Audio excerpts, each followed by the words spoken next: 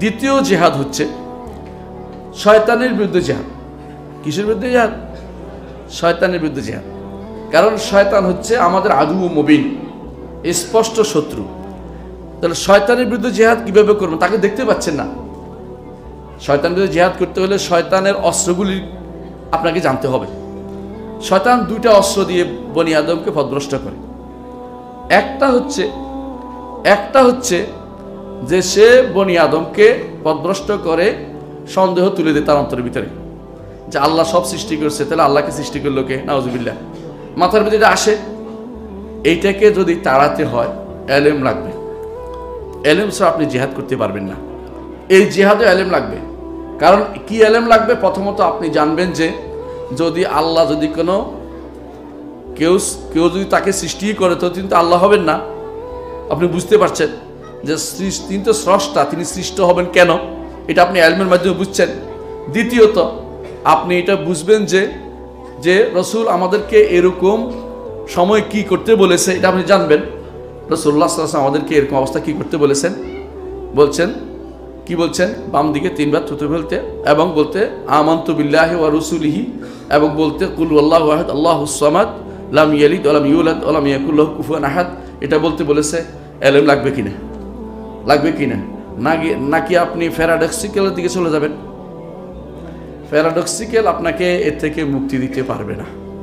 আপনাকে এখানে অবশ্যই আল্লাহ এবং তার রাসূল যা বলেছেন সেদিকে আপনাকে যেতে হবে। কারণ তখন আপনাকে বলতে হবে, যখন আল্লাহর কথা আল্লাহ তাআলা কি বলেছেন, হাল মিন খালিকিন গায়রুল্লাহ, আল্লাহ ছাড়া তো কোনো খালেক নাই, সুতরাং তিনিই খালেক, তিনি শুধুমাত্র সৃষ্টি করেছেন। তখন আপনি বুঝবেন যে শয়তানের ওয়াসওয়াসা চলে গেছে। এলেম লাগবেই। এরকম হাজারো সন্দেহ আসে। যত সন্দেহ শয়তান তুলে দেয়, সমস্ত সন্দেহের উত্তর কি দিয়ে দিতে হবে বলেন তো? কিভাবে দিতে হবে? এলেম দিয়ে দিতে হবে। সন্দেহের উত্তর এলেম দিয়ে দিতে হবে। আলেম না হলে সন্দেহের উত্তর দেওয়া যায় না।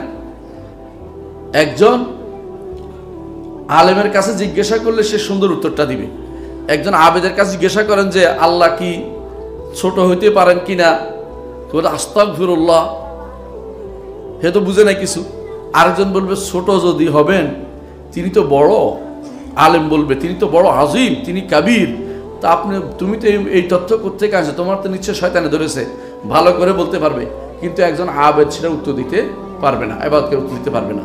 আলেম যেভাবে কোরআন এবং সুন্নাহ ভিত্তিক উত্তর দিতে পারবে, এই উত্তর শয়তানের ইয়ার বিরুদ্ধে, যে সন্দেহের বিরুদ্ধে, এই ওয়াসওয়াসার বিরুদ্ধে, এই কুমন্ত্রণার বিরুদ্ধে কোনো ব্যক্তি উত্তরগুলি দিতে পারবে না। ওই তথাকথিত প্যারাডক্সিক্যাল সাজিদ সরজিক্যাল আবিদ এগুলি দিয়া আপনার এই সন্দেহের উত্তর কোনোদিন দিতে পারবেন না। এগুলি সাময়িক মুখ রুচক এবং সাময়িক আপনার মনের ভিতরে উন্মাদনা আনে, কিন্তু প্রকৃত উত্তর আপনি কখনো ইলম ছাড়া দিতে পারবেন না। বুঝাতে পারছি? শয়তানের দ্বিতীয় অস্ত্র কি? শয়তানের দ্বিতীয় অস্ত্র হচ্ছে প্রবৃত্তির তাড়না, শাহওয়াত। প্রবৃত্তির তাড়না প্রবৃত্তির তাড়না থেকে মুক্ত হইতে হলে আপনার ইলম লাগবে। আপনাকে জানতে হবে যে আমি যদি প্রবৃত্তির পিছনে ছুটি তাহলে তো আমি ওকে আল্লাহ বানিয়ে ফেললাম। আফারাআইতা মান ইত্তাখাযা ইলাহাহু হাওয়াহু আফা আনতা তাকুনু আলাইহি ওয়াকিলা। প্রবৃত্তিকে পিছনে ছুটা যাবে না। প্রবৃত্তির বিরুদ্ধে আমাকে কাজ করতে হবে। আল্লাহ তাআলা কোরআনে কারীম বলে দিয়েছেন, আল্লাহর নাজিল করা বিধান না হলে প্রবৃত্তির দেয়া সমাধান, আমি কোনটা নেব? আল্লাহর বিধান নেব না প্রবৃত্তির সমাধান নেব? এটা আমাকে বেছে নিতে হবে। যদি আপনি ইলম থাকে আপনি সহজে উত্তর দিতে পারবেন। আল্লাহ তাআলা কোরআনে কারীম বলেছেন, তার নবীকে কি বলেছেন দেখেন, ও আনিহকুম বাইনাহুম বিমা আনজালাল্লাহ, তাদের মধ্যে আপনি বিচার করে আল্লাহ যা নাজিল করছে তা দিয়ে, ওয়ালা তাত্তাবি আহওয়াহুম, তাদের প্রবৃত্তির অনুসরণ করবেন না। অর্থাৎ হয় আল্লাহ নাজিল করা বিধান নয় প্রবৃত্তির দেয়া সমাধান, আপনি কোনটাকে নেবেন বেছে নিতে হবে। এটা কিভাবে বুঝবেন? যদি কোরআন ইলম যদি না থাকে, কোরআন এবং সুন্নাহর ইলম থাকলে আপনি এটার উত্তর দিতে পারবেন। তাহলে আপনি দেখতে পাচ্ছেন শয়তানের বিরুদ্ধে জিহাদ কিসের বিরুদ্ধে হয়? দুইটা জিনিস হয়। একটা কি সন্দেহ, আরেকটা কি প্রবৃত্তির তাড়না। এই দুইটার বিরুদ্ধে জিহাদের জন্য কি লাগবে? ইলম লাগবে। তাহলে ইলম এই জন্য জিহাদের সর্বপ্রথম স্তর, মনে রাখবেন প্রথম কাজ হচ্ছে ইলম। 3 নম্বর যাদের বিরুদ্ধে জিহাদ করতে হয় এরা কারা? জিহাদ করতে হয় জালেমদের বিরুদ্ধে। জিহাদ করতে হয় ফাসেকদের বিরুদ্ধে। এই জিহাদের স্তর আমার নবী 3টা দিয়েছেন, স্তর দিয়েছেন। এখানে একটা স্তর নয়, এখানে 3টা স্তর দিয়েছেন। প্রথম স্তর হচ্ছে এটা যে সে হাত দিয়ে সেটা প্রতিহত করবে। হাদিসে আছে না, মান রাআ মিনকুম মুনকারান ফালিয়ুগাইয়িরু বিয়াদিহি। প্রথম স্তর হচ্ছে হাত দিয়ে সেটা প্রতিহত করবে, ঠিক না? হাত দিয়ে প্রতিহত করতে না পারলে মুখ দিয়ে, না পারলে অন্তর দিয়ে। রাসূলুল্লাহ সাল্লাল্লাহু আলাইহি ওয়াসাল্লাম বলছে কিনা 3টা স্তর এখানে আছে, কারণ মানুষ সবাই সবকিছু হাত দিয়ে পারে না, আর সব জায়গায়ও হাত চলে না। সত্য কিনা? সব জায়গায় হাত চলবে? এখানে পাশের লোকে যদি কোনো উল্টাপাল্টা করে থাপ্পড় দিতে পারবেন? উঠে আপনি চলে যেতে পারবেন, অথবা মুখে বলতে পারবেন, দুইটার একটা করতে পারবেন, থাপ্পড় তো দিতে পারবেন না। কিন্তু আপনার ছেলে উল্টাপাল্টা করলে একটা থাপ্পড় কিন্তু দিতে পারবেন, পারবেন না? কারণ এইটা তো আপনার জায়গা মতো। আপনাকে পাশে ঘরে যদি কোনো কেউ গান বাজায় নিয়ে এটা ভাঙিয়ে ফেলতে পারবেন, পাশের বাড়ির লোকটার মোবাইলটা ভাঙিয়ে ফেলতে পারবেন? পারবেন না। তাহলে বোঝা গেল যে এটারও স্তর আছে, যে এই যে জিহাদের স্তরটা আল্লাহ তাআলা দিয়ে দিয়েছেন, আল্লাহ তাআলার দায়িত্ব অনুসারে কর্তব্য করতে দিয়েছেন। যাকে যে দায়িত্ব দিয়েছেন সেটা কর্তব্য সে পালন করতে বাধ্য। আলা কুল্লুকুম রাইন ওয়া কুল্লুকুম মাসউলুন আন রাইয়াতিহি। এই জন্য আপনার যে দায়িত্ব এর ভিতরে আল্লাহ আপনাকে জিজ্ঞাসাবাদ করবেন, এর বাইরে অতিরিক্ত দায়িত্ব আল্লাহ আপনাকে জিজ্ঞাসা করবেন না, কারণ এর দায়িত্ব আমাকে দেননি। এই জন্য দায়িত্বের জন্য লালায়িত হওয়া ইমানদার এর জন্য চায় না, কারণ মনে করে যে ফোরাতের তীরে যদি কোনো একটা ছাগল না খেয়ে মারা যায় তাহলে আল্লাহ এর জন্য খলিফাতুল মুসলিমিনকে জিজ্ঞাসা করতে হতে পারে। ওমর রাদিয়াল্লাহু আনহু এই জন্য নিজেকে ভয় পেতেন সবসময়, যে আমি চাই যে খেলাফতের পক্ষে না পক্ষে হইয়া আমি রসুলের যুগে যেরকম ছিলাম ওইটা নিয়ে আমি কবরে যেতে চাই, কারণ খেলাফতের এটা বিশাল দায়িত্ব, গুরু দায়িত্ব আমি কতটুকু পালন করেছি আমি নিজে বলতে পারবো না, তিনি সেটা বলতেন। আর বর্তমানে আমরা যত বেশি পারি দায়িত্বের জন্য হাহাকার, দায়িত্ব পাওয়ার জন্য মানুষ লাগানোর জন্য বিভিন্নভাবে আমরা লোক লাগিয়ে দিচ্ছি কিভাবে আমার দায়িত্ব নিতে হয়, বরং কি করি মাঝে মধ্যে এর জন্য ঘোষ দিয়ে হলেও দায়িত্ব নেওয়ার জন্য চেষ্টা চালিয়ে যাচ্ছি। নাউজুবিল্লাহ। এগুলি সবই হচ্ছে না বুঝার কারণে সেটা হচ্ছে। কিন্তু মনে রাখবেন দায়িত্ব আসা মানেই হচ্ছে আপনার কিন্তু কর্তব্য বেড়ে গেছে। এই দায়িত্ব অনুসারে আপনার কর্তব্য হবে। এই জিহাদটা হবে জালেমের বিরুদ্ধে, ফাসেকের বিরুদ্ধে। জালেমের বিরুদ্ধে, ফাসেকের বিরুদ্ধে জিহাদ এই 3 স্তরের। কোনটা? একটা হলো হাত দিয়ে, না পারলে মুখ দিয়ে, না পারলে অন্তর দিয়ে। এই 3টা স্তর আপনার জন্য ইলম থাকতে হবে। হবে কি না? আপনি কখন হাত চালাতে হবে এটা জানতে হবে না? জানতে হবে না? জানতে হবে। এইটা না জানলে আপনি ভুল করে বসবেন। কোথায় আপনাকে চুপ থাকতে হবে সেটাও জানতে হবে, যেখানে চুপ থাকে আমি ঘৃণা করে যাই। আর কোথায় আমাকে মুখ দিয়ে বলতে হবে এটাও জানতে হবে। সব জায়গায় আপনি বলতেও পারবেন না, কারণ এই আপনার বক্তব্য সব জায়গায় নিবেও না। যেখানে আপনার নিবে সেখানে না বললে আপনি গুনাহগার হবেন, কারণ সেখানে সুকুত আর হক থেকে চুপ থাকা সেখানে জায়েজ নাই। যেখানে আপনার বলার সুযোগ আছে সেখানে আপনি বলতে হবে। এইটার জন্য ইলমের দরকার আছে। ইলম ছাড়া এই জিহাদ কেউ করতে পারবে না, কারণ আপনাকে অবশ্যই ইলমের দরকার আছে। এখানে কত নম্বর জিহাদ গেল? এটা স্তর 3 নম্বর স্তর। 4 নম্বর স্তর হচ্ছে জিহাদের কাফেরদের বিরুদ্ধে জিহাদ এবং মুনাফিকদের বিরুদ্ধে জিহাদ। এই জিহাদটা সর্বাত্মক জিহাদ, কিন্তু এই জিহাদের জন্য কিছু শর্ত আছে।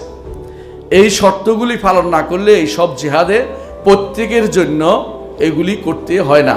আমরা দেখেছি আপনাদেরকে একটু আগেই যে একটার থেকে একটা যত উপরে উঠছে জিহাদের কাজগুলি ততই আপনার দায়িত্ব একটু একটু করে কমছে।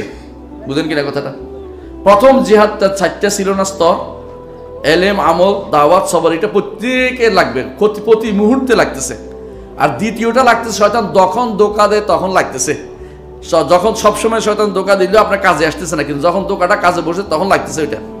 3 নম্বরটা লাগতেছে মানুষের সাথে মেশার কারণে। 4 নম্বরটা লাগতেছে আরো বড় পরিধির মধ্যে। তাহলে এই প্রত্যেকটা একটা জিহাদের থেকে আরেকটা জিহাদের একটার থেকে আরেকটার পরিধি যত উপরে উঠছে তত আপনার দায়িত্ব কর্তব্য তত কমে আসছে। কথা বুঝাতে পারছি কিনা? বুঝাতে পারছেন কিনা? মানে যেই জায়গাটা প্রথম জিহাদটা প্রত্যেকের দরকার এবং ব্যক্তিগতভাবে দরকার, তাই না? এটা মাফ নাই কারোই। দ্বিতীয় জিহাদটা, প্রথম জিহাদটা সবসময় দরকার, দ্বিতীয় জিহাদটা মাঝে মধ্যে দরকার হয় এবং আপনার দরকার হয় এবং আপনি এটাকে ভালোভাবেই হ্যান্ডেল করতে হয়। 3 নম্বর জিহাদটা আপনার অন্যের সাথে মিশতে দরকার হয়। নিজের জুলুমের মাসলা আসতেছে না, নিজে গুনার মাসলা আসতেছে না, বুঝে আসছে কথাটা? 3 নম্বরটা। 4 নম্বরটা আসতেছে আরো বড় বৃহৎ পরিসরে, কিন্তু প্রথমটার চেয়ে দ্বিতীয়টা, দ্বিতীয়টা তৃতীয়টা প্রত্যেকটা চেয়ে আপনার দায়িত্ব উপরে উঠতে আর একটু কমে যাচ্ছে, যেটা আমার দায়িত্ব এটা নাও হইতে পারে, হ্যাঁ আমার দায়িত্ব আসতেও পারে কখনো কখনো, সেটা আমাদের জানা উচিত। তাহলে আমরা দেখতে পাচ্ছি যে মূলত একজন ব্যক্তিকে জিহাদ করতেই হয়, জিহাদ ছাড়া কোনো ব্যক্তি থাকতে পারে না। রাসূলুল্লাহ সাল্লাল্লাহু আলাইহি ওয়াসাল্লাম একটা হাদিস শোনেন, তিনি বলেছেন মাল্লাম ইয়াগজু ওয়ালাম ইউহাদ্দিস নাফসাহু বিল গাজু গাজু মা তাআলা শুরবাতি মিনান নিফাক। কেউ যদি কোনো জিহাদ না করে এবং জিহাদের বাসনা অন্তরে নাও থাকে, তাহলে সে মুনাফিককে নিয়ে মারা যাবে। কারণ মুনাফিক, তার কাছে ইলমের মর্যাদা নাই, আমলের মর্যাদা নাই, দাওয়াত সবরের মর্যাদা নাই, তার কাছে শয়তানের বিরুদ্ধে জিহাদের চিন্তা কোনো কিছু করার দরকার নাই, তার বিরুদ্ধে তার জালেম জুলুম হচ্ছে আশেপাশে, পাশে কি হচ্ছে অন্যায় হচ্ছে, তার বিরুদ্ধে কথা বলার তার দরকার হয় না। আবার মুনাফিক কাফেরের বিরুদ্ধে কোনো যুদ্ধ করে না, তার সাথে সখ্যতা বজায় রাখে, সম্পর্ক ঠিক রাখে, যাতে করে তার গদিটা ঠিক থাকে, তার পয়সা যেন নষ্ট না হয়, এটা সে চিন্তা করে। এই জন্য রাসূলুল্লাহ সাল্লাল্লাহু আলাইহি ওয়াসাল্লাম বলছেন সে মুনাফিকি নিয়ে মারা গেছে যদি সে তার অন্তরে জিহাদের আলোচনা না আসে। এই জিহাদ কিন্তু এই 13টা জিহাদ যেটা বলেছি, এতগুলি কয়টা? প্রথমে 4টা, তাই না? তারপরে 2টা কয়টা? 6টা, তারপরে 3টা কয়টা? 9টা, 9 পরে আরো এখন যেটা 4টার কথা বলছি, 9 4 13টা। কেন 4টা? কেন এখানে এসে একটু বাড়ছে কি? হাত দিয়ে, না পারলে মুখ দিয়ে, না পারলে কলম আছে কলম দিয়ে, বুঝছেন? বাড়ছে আবার না পারলে, হ্যাঁ ঘৃণা তো আছেই, তারপরে আরেকটা আছে বুদ্ধি শুদ্ধি দিয়েও চলে। বুদ্ধি দিয়ে আপনি পারছেন না, কিন্তু বিশাল বুদ্ধি দিচ্ছেন, এটাও কিন্তু অস্ত্র দিয়েও বিভিন্নভাবে চলে। তাহলে এই 13টা জিহাদের কোনোটা থেকে একজন ব্যক্তি কোনোদিন আলাদা হইতে চেষ্টা করা উচিত না, জানা দরকার জিহাদের স্তরগুলি। আমি কি বানাইছি? এগুলি কে বলেছে জানেন? ইমাম ইবনুল কাইয়িম রাহমাতুল্লাহ আলাইহি, তার একটা কিতাব আছে, নাম হচ্ছে জাদুল মাআদ। জাদুল মাআদের গ্রন্থের তৃতীয় খণ্ড কিতাবুল জিহাদের শুরুতে তিনি এই প্রকারগুলি উল্লেখ করেছেন। এবং আজ পর্যন্ত যত মানুষ জিহাদের কথা বলে, জিহাদের আলোচনা করে, এই 3 রকমের জিহাদের বাইরে কেউ যেতে পারে না। জিহাদ